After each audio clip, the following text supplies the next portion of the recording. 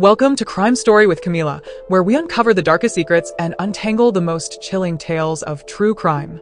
I'm Camila, and today, we're diving into a case that will leave you questioning just how far someone can go for greed and power. Don't forget to like, subscribe, and share your thought about this. Stay tuned as we delve in. She appeared to be the epitome of grace, a devoted wife, a loving mother, and a trusted friend. Her neighbors described her as warm and charming, always with a kind word to offer. But beneath the surface of her perfect facade lay a web of lies, manipulation, and cold-blooded murder. They called her the Black Widow. She spun her web with precision, luring her victims with trust, only to trap them in a game of deceit that ended in death. Her story is not one of impulse, but of calculated destruction. To the outside world, Margaret Stevens was the perfect woman. Born in 1975 in a quiet Midwestern town, Margaret grew up in a picture-perfect family, or so it seemed. Her neighbors would often describe her as polite, charming, and ambitious. But underneath the veneer of normalcy, Margaret harbored a different reality, one that would shape her into the Black Widow. Margaret's childhood wasn't as perfect as it looked. Her father was distant, and her mother constantly reminded her of the importance of appearances. Margaret learned early that the world wasn't kind to those who couldn't control their narrative, so she mastered the art of manipulation and charm. Margaret's intelligence and charm took her far. She graduated top of her class, earning a business degree. She quickly learned that her charisma opened doors, and that she could bend people to her will with little effort. It was at a charity gala in the late 1990s where she met her first husband, Richard Stevens, a successful businessman with a fortune Margaret couldn't resist. To him, she was the woman of his dreams, smart, beautiful, and supportive. But for Margaret, Richard was just another piece in the puzzle of her grand plan. From the outside, Margaret and Richard's marriage seemed idyllic. Their social circle described them as the perfect couple, successful, attractive, and inseparable. But those closest to Richard began noticing subtle cracks in the facade. Margaret's charm had an edge to it, and her concern for Richard often felt performative. It started with small things. Margaret would isolate Richard from his friends and family, subtly convincing him that they didn't have his best interests at heart. She would remind him how lucky he was to have her and how no one else could truly understand him like she did. What seemed like devotion was, in fact, control. As the months turned into years, Margaret gained control over every aspect of Richard's life. She convinced him to give her access to his finances, citing trust as the foundation of their marriage. But while Richard believed her intentions were pure, Margaret was slowly siphoning funds, carefully hiding the trail of her growing deceit. Then came Richard's sudden health decline. What began as occasional fatigue soon progressed into unexplained weakness and illness. Doctors were baffled, unable to pinpoint the cause. Margaret played the role of the dutiful wife perfectly, accompanying him to every appointment and insisting she would nurse him back to health. But behind closed doors, suspicions began to arise. To outsiders, Margaret's dedication to Richard's care was admirable. But for those paying close attention, her behavior hinted at something far more sinister. She wasn't just planning Richard's future, she was planning his end. One day, a close friend of Richard stumbled upon a chilling clue, a cryptic note tucked away in Margaret's desk. While it didn't confirm anything outright, it planted a seed of doubt that couldn't be ignored. Was Margaret's devotion to her husband genuine, or was it all part of a much darker plan? It was a night like any other, or so it seemed. Richard Stevens, now visibly frail from his mysterious illness, had grown increasingly dependent on Margaret. She played the role of the perfect caregiver, but her actions that night would set into motion a chain of events that no one could stop. Margaret had perfected the routine, meals prepared with care, medicine administered on time, and reassurances whispered into Richard's ear. But on this particular evening, something felt different. It was as if Margaret had crossed an invisible line, and her carefully constructed web was about to unravel. Moments after drinking the tea, Richard began to feel worse than ever. His cough grew violent, his breath shallow. Margaret called for an ambulance, her voice trembling with urgency, but her calm demeanor raised quiet suspicions among the paramedics who arrived. At the hospital, doctors were puzzled by Richard's symptoms. Blood tests revealed traces of unusual substances that couldn't be explained by any prescribed medication. The medical team flagged the results, prompting a quiet investigation that would eventually lead straight to Margaret. What began as a routine hospital visit quickly became the turning point in Richard's case. Suspicion began to take root, and the perfect wife facade Margaret had built was about to be questioned like never before. Margaret's response was as polished as ever. She played the part of the concerned wife flawlessly, providing every detail the doctors requested and expressing gratitude for their efforts. But behind the scenes, her story was beginning to crack. For Richard's family, something didn't feel right. Margaret's calmness felt too calculated, her explanations too perfect. And as the family began to dig deeper, they stumbled upon something chilling: Richard's life insurance policy, recently updated to name Margaret as the sole beneficiary. As Richard's health deteriorated, Margaret's behavior grew increasingly suspicious. She became fixated on ensuring that all financial arrangements were in place. Her frequent calls to insurance agencies and her eagerness to finalize paperwork began to raise eyebrows. Richard's family, already uneasy about his sudden decline, discovered something chilling. Margaret had significantly increased the value of his life insurance policy just months before his illness began. It was a move that seemed too calculated to be a coincidence. As Richard's health continued to deteriorate, the doctors were growing increasingly perplexed. His symptoms were severe: chronic nausea, dizziness, confusion, but they didn't match any known disease. Despite their best efforts, they couldn't pinpoint the cause. But one thing was clear: this wasn't a simple illness. It was during a routine toxicology test that the breakthrough came. The results revealed traces of a substance that was foreign to the medical team: an odorless, tasteless poison, one that could easily be ingested in small amounts without raising suspicion. The doctors were shocked. After further analysis, the substance was identified as a toxic compound that, when consumed over time, could cause a slow decline in health, leading to organ failure, confusion, and eventually death. But the real danger was its slow-acting nature, making it nearly impossible to detect until it was too late. It didn't take long for investigators to piece together a chilling theory. The poison had likely been administered in Richard's daily tea, the drink he relied on for comfort. Margaret had been the one to prepare it every day, maintaining a routine that seemed perfectly normal to everyone, except to those now piecing together the truth. With the poison confirmed in Richard's system, the doctors could only speculate as to how long it had been building inside him. The timeline was crucial. It could mean the difference between an accidental poisoning and a deliberate, calculated murder. At first, Margaret's behavior was considered perfectly normal. But as the investigation unfolded, the dots began to connect. The doctors who had treated Richard noted that Margaret was always the one to insist on certain treatments. She was meticulous with his medications and seemed overly focused on the details of his care. Detective asked Margaret, "Mrs. Stevens, we've been going over Richard's medical history, and we've found something unusual. Can you explain why there's a large gap in the timeline of his symptoms?" Margaret responded, "I'm not sure what you mean. He started feeling ill gradually. There was never any warning." Margaret's reactions were starting to raise red flags.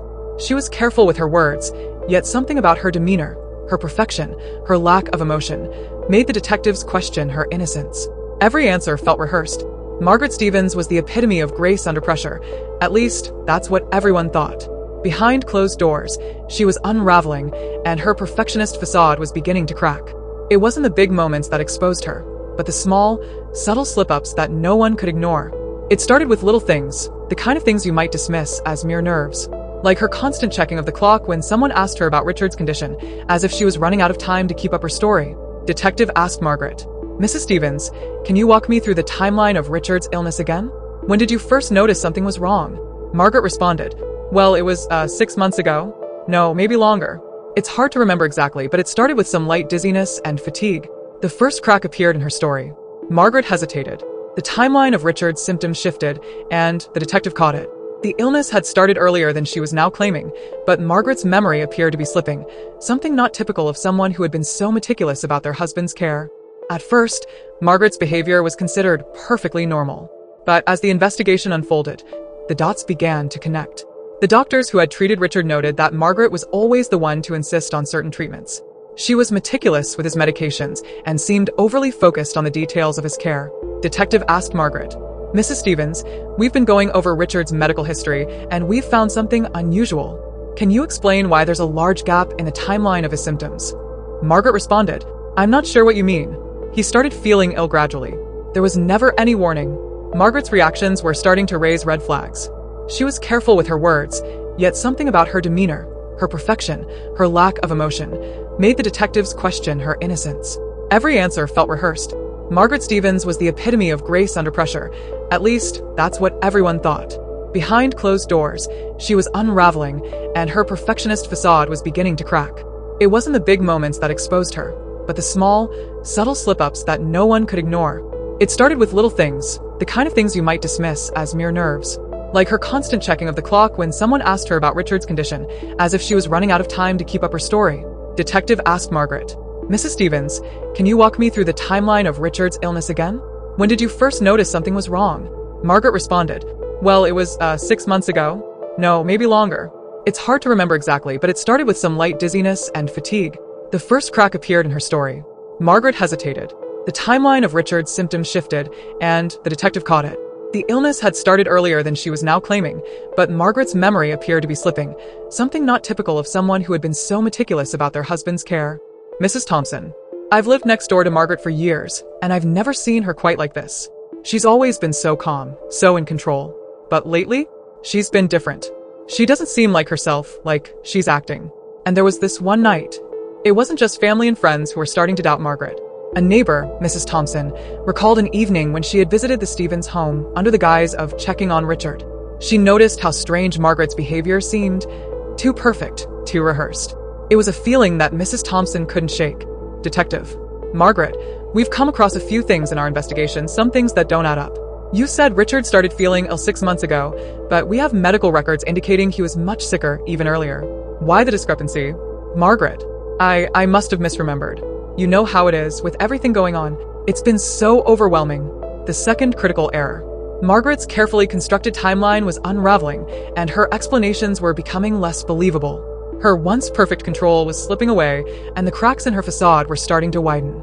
It wouldn't be long before the truth was revealed. Margaret, whispering, "They're trying to ruin everything. I just have to keep it together just a little longer." But the more Margaret tried to defend herself, the more desperate she became. Her carefully crafted persona as the devoted wife was starting to collapse under the weight of her own lies. And as each slip-up was noticed, it made her seem less like a grieving spouse and more like a woman desperate to cover her tracks.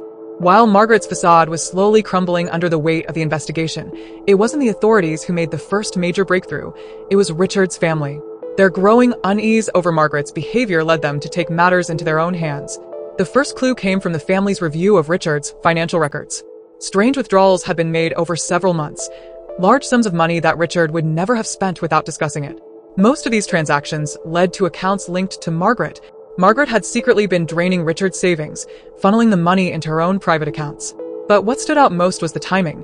These transactions coincided perfectly with the time Richard's health began to deteriorate. But the family wasn't prepared for what they found next.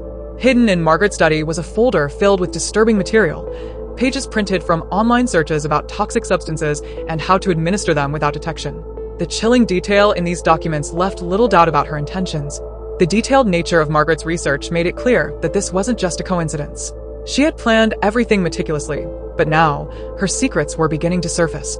And then there was the journal. In what could only be described as a chilling twist, Margaret had documented parts of her plan in her own handwriting. While much of it was vague, certain entries stood out. Mentions of frustration, impatience with Richard's slow decline, and cryptic notes about freedom and starting fresh. These entries revealed not just Margaret's actions, but her state of mind, cold, calculating, and detached. The family now had enough evidence to confront her, and they wasted no time taking their findings to the authorities. But before going to the police, Richard's family decided to confront Margaret directly. The scene was tense, filled with anger, grief, and disbelief. Margaret tried to deny everything, claiming she was being targeted unfairly. But her excuses couldn't stand up to the mountain of evidence piling against her. Family member, angrily, "We trusted you, Margaret, and you betrayed all of us. And Richard, how could you do this?" Margaret, defensive, "I don't know what you're talking about. These are lies, fabrications. Someone's trying to frame me." Margaret's denials grew weaker with every revelation. The financial records, the poison research, the journal. All of it painted a damning picture. It was only a matter of time before the authorities became involved. As the evidence mounted, the family handed over their findings to law enforcement. With the financial discrepancies, the incriminating documents, and Margaret's increasingly erratic behavior, the authorities had enough to act. It wasn't long before Margaret's carefully constructed web of deception began to completely unravel. On a chilly morning, police executed their arrest warrant. Margaret was caught completely off guard. She had no time to prepare her defense or hide any additional evidence. To her neighbors, she was the charming widow next door. But the reality was far more sinister. "Margaret Stephen, you're under arrest for the suspected murder of your husband, Richard Stephen. Anything you say can and will be used against you in a court of law." Even as she was led away, Margaret protested her innocence. Her neighbors watched in shock, some whispering in disbelief, others nodding knowingly as the truth about her double life began to circulate. Margaret's arrest wasn't just the result of the family's persistence, it was the culmination of an airtight case built by investigators. Toxicology reports confirmed traces of poison in Richard's system, substances that matched the chemicals listed in Margaret's research. Combined with her financial exploitation and damning journal entries, the evidence painted a picture too clear to deny. Detective: you thought you could get away with this, didn't you, Margaret? But the trail you left behind says otherwise. For the first time, Margaret was no longer in control. The once confident woman who had manipulated everyone around her was now trapped in her own lies. In the face of overwhelming evidence, her defiance turned into silence, a stark contrast to her previous protests of innocence. News of Margaret's arrest spread quickly, shocking the community. To those who had known her, she was the grieving widow who had endured tragedy. To others, she was always a little too perfect, a little too calculating. Now, the truth about Margaret was out in the open, and the public couldn't get enough of the unfolding drama. Neighbor: I always thought there was something off about her. She was too charming, too rehearsed. But I never imagined this. Margaret's arrest marked the beginning of a long legal battle, but for those who had suffered under her lies, it was the first step toward justice. The Black Widow had been caught in her own web, and there was no escape. The prosecution wasted no time laying out their case. With meticulous detail, they began to connect the dots, unraveling the carefully constructed life of Margaret Smith. This wasn't just a trial, it was a revelation of how deceit could mask unimaginable crimes. Prosecutor: with conviction, this is a story of greed. Margaret Smith stood to gain hundreds of thousands of dollars from her husband's death. But she wasn't willing to wait. She wanted control of Richard's finances immediately, so she set her plan into motion. The motive was clear. Margaret saw Richard as a means to an end. The life insurance payout, coupled with full control of their assets, was too tempting for her to resist. Forensic toxicologist: calmly, the substance found in Mr. Smith's system is highly toxic. It's not something one would accidentally ingest. It had to be administered intentionally, over an extended period. The symptoms it causes are subtle, mimicking natural illnesses, making it the perfect tool for someone attempting to hide foul play. Margaret's own search history sealed her fate. The prosecution presented evidence of her internet searches, including terms like undetectable poisons, how to mimic heart failure, and slow-acting toxins. It was as if she had left a roadmap to her crime. Prosecutor: Richard's health began to deteriorate soon after Margaret's internet searches started. The timing of his symptoms aligns perfectly with her purchases of toxic substances and her unusual financial transactions. This is no coincidence. It's a deliberate, calculated plan. The prosecution's timeline left no room for doubt. Every event, every seemingly innocent moment, was connected to Margaret's sinister scheme. The jury could see the entire picture unfold before them. Richard's doctor, testifying: when I suggested further tests, Margaret insisted it wasn't necessary. She seemed oddly dismissive, almost as if she didn't want us to dig deeper. Witness after witness described Margaret's strange behavior. Her feigned concern, her reluctance to seek medical help for Richard, and her overall aloofness painted a chilling picture of a woman who had already made up her mind. This video speaks louder than any words. Margaret Smith didn't stumble upon poison by accident. She sought it out, purchased it, and used it with the full intention of ending her husband's life. The video was the final nail in the coffin. It was irrefutable proof that Margaret had taken deliberate steps to execute her plan. Her calm demeanor in the footage starkly contrasted with the chaos she caused in Richard's life. Prosecutor, reading aloud: sometimes, I think life would be easier without him. I'd finally be free to live the life I deserve. Margaret's own words betrayed her. The journal entry, written in her unmistakable handwriting, was the chilling confession that tied everything together. The prosecution's case was devastatingly thorough. Every detail, every piece of evidence, and every witness testimony painted Margaret Smith as the mastermind behind her husband's death. The Black Widow's carefully woven web of lies was coming apart, strand by strand. Every person has their breaking point, and for Margaret Smith, it was only a matter of time. The weight of the prosecution's case, the mounting evidence, and the relentless pressure finally began to chip away at her facade. Prosecutor, to a witness: did Margaret ever express frustration with Richard? Did she mention feeling trapped in the marriage? Witness, hesitant: yes, she did. She said Richard didn't appreciate her, and that she deserved better. As damning testimony after testimony came to light, Margaret's composure began to slip. Her cold, calculated demeanor gave way to cracks of emotion, glimpses of fear, anger, and desperation. Prosecutor, calmly: Mrs. Smith, can you explain why your internet history includes searches for slow-acting poisons? Is that just a coincidence? Margaret, stammering: I don't recall searching for that. It must be a mistake. Prosecutor, pressing: a mistake? Just like the purchase of the poison? Just like the withdrawals from Richard's account after his death? How many mistakes can one person make, Mrs. Smith? For the first time, Margaret struggled to maintain her composure.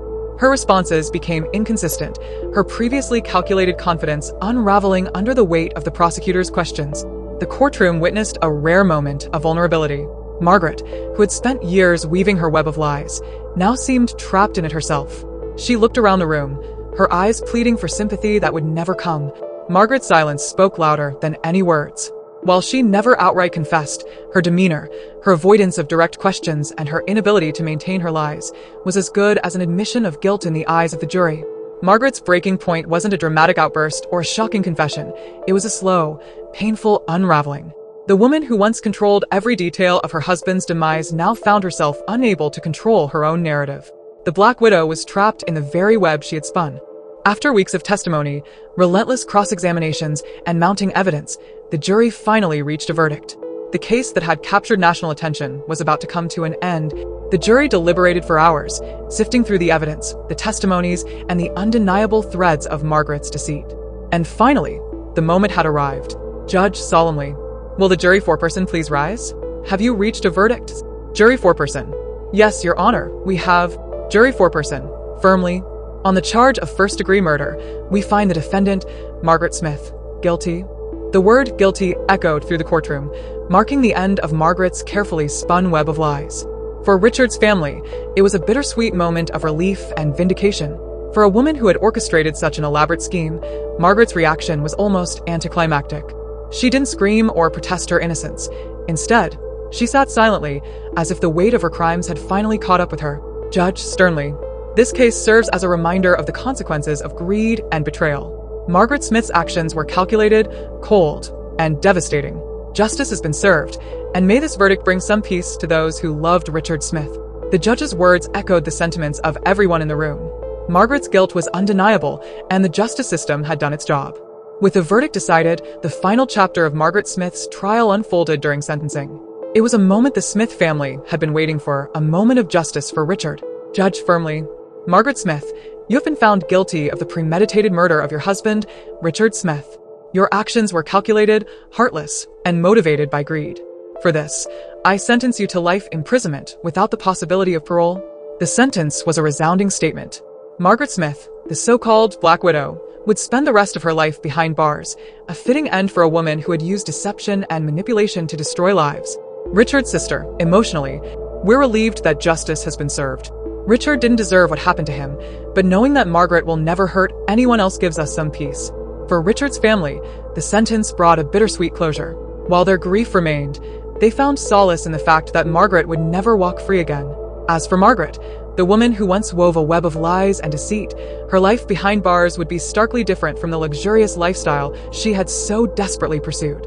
Reports from inside the prison describe her as withdrawn, avoiding interactions with fellow inmates and spending most of her time in solitude.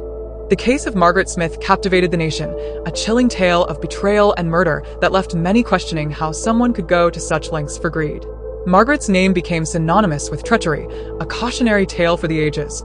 Richard's memory lives on, cherished by those who knew him and honored by a community that rallied together for justice. His story serves as a reminder of the devastating impact of betrayal and the resilience of those left behind to pick up the pieces. For the Smith family, justice marked the beginning of a long road toward healing. Though the scars of Richard's loss would never truly fade, they found comfort in preserving his memory and celebrating the life he lived. Richard's daughter, emotionally, "Dad was our rock, and losing him broke us in ways we can't explain. But this tree will remind us of his strength and his love every day." The Smith family turned their grief into action, organizing events to raise awareness about domestic violence and advocating for victims' rights. Through their efforts, Richard's legacy became one of love, unity, and resilience. Though they will always mourn Richard's absence, his family has found ways to honor his memory and bring meaning to their loss. They have shown the world that even in the face of unimaginable betrayal, love and hope can prevail. Margaret Smith's web of lies and greed ultimately became her undoing. Once a manipulative and confident figure, she now faces a stark and isolated existence behind bars. Reports from the prison describe Margaret as withdrawn and uncommunicative, a shadow of the woman she once was. Cut off from the luxuries she so desperately sought, she now lives in an environment where her manipulation holds no power. Margaret's story gripped the nation, sparking debates about greed, betrayal, and the darker side of human nature. She became a symbol of how far someone could go for personal gain, serving as a chilling reminder of the consequences of unchecked ambition. Now, as she spends the rest of her days in confinement, Margaret is left to reflect on her actions, a once calculated scheme that ended in complete ruin. For the woman who wove a deadly web of deceit, there is nothing left but the silence of regret. While Margaret Smith's story may have ended with a life sentence, the legacy of the case lives on in the hearts of those who loved Richard and in the lessons learned from his tragic death. Richard's name became synonymous with the fight for justice and the importance of holding those accountable for their actions. Richard's family used their pain as a catalyst for change, turning their grief into advocacy. They fought to raise awareness about domestic violence and worked to ensure that others wouldn't suffer the same fate. Richard's sister, passionately, we've dedicated our lives to making sure Richard's story is heard. It's about protecting others, raising awareness, and making sure that justice is never taken lightly. The memory of Richard Smith, once just a man who lived a quiet life, now stands as a reminder of the devastating impact of greed and betrayal. His family's efforts to keep his spirit alive and work toward a better future will continue to inspire and educate others for years to come. Richard's case sent shockwaves through the community, prompting many to question how such acts of deception and betrayal could happen within families. It sparked conversations about the need for more awareness, better support systems, and the importance of trusting those closest to us. In the end, the case serves as a powerful reminder that justice, though slow, is possible. While Margaret Smith will never have the life she once envisioned, the Smith family found peace knowing that truth prevailed and that justice had been served. Thanks for watching. For more interesting videos, please subscribe.